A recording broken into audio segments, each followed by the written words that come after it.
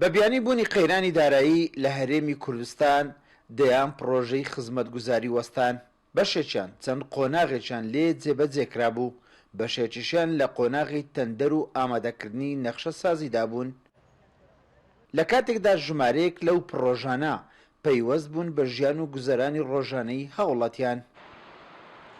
چۆمان کە شوێنێکی سەر سنوورە و جیاوازتر لەگەڵ قەزا و ناحیەکانی تر، هۆیەکەشی ئەوەیە کە لە 88 لەگەڵ زەوی تەخت کرایە. لێ زیاتر پێویستی بە پرۆژە خزمەت گوزاریەکەیە کرایە کەم و کورتیشی تێدا هەیە. داوا لە حکومەتی هەرێمەکەم بە جددی جیاوازن کاتۆ لەبەرەوەی خاپور کەرم زیاترە، خاپور پتر کاولتکاری زیاترە.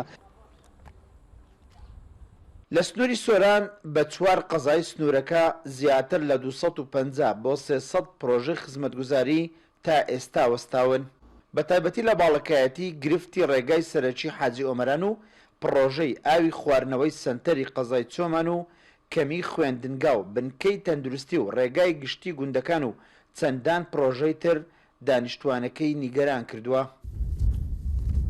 سەبارەت بە پرۆژە خزمەتگوزاریەکان لە سنووری قەزای چۆمان ئێمە وەکو هەموو یەکە کاژێرەکانی دیکە لە سنووری پارێزگای هەولێر بودجەیەکمان لە بۆ دانرایە. ئەوە بودجەی پەرەپێدانە بریتینە لە پرۆژەکانی سنووری شارەوانیەکانی قەزای چۆمان بە هەرچەند ناحیەکانیشەوە.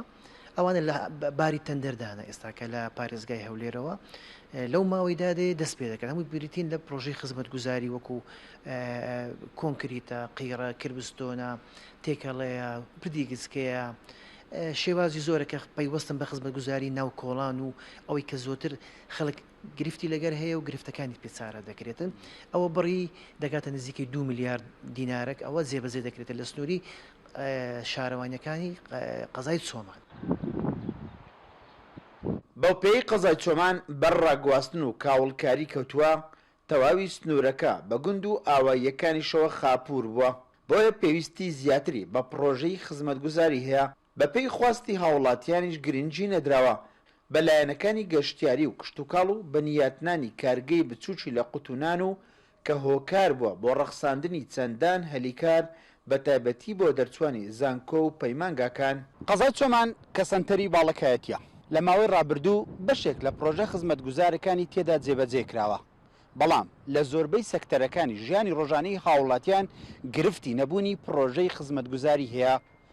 هاوڵاتیان داواکارن حکوومەتی هەرێمی کوردستان لە ئێستادا کە پرۆژەکانی دەست پێ کردوتەوە قەزای چۆمان وەک لە ڕابردوو فەرامۆش کراوە لە ئێستاشدا فەرامۆش نەکرێت. ئیسماعیل عوسمان، کورسات نیوز، باڵەکایەتی.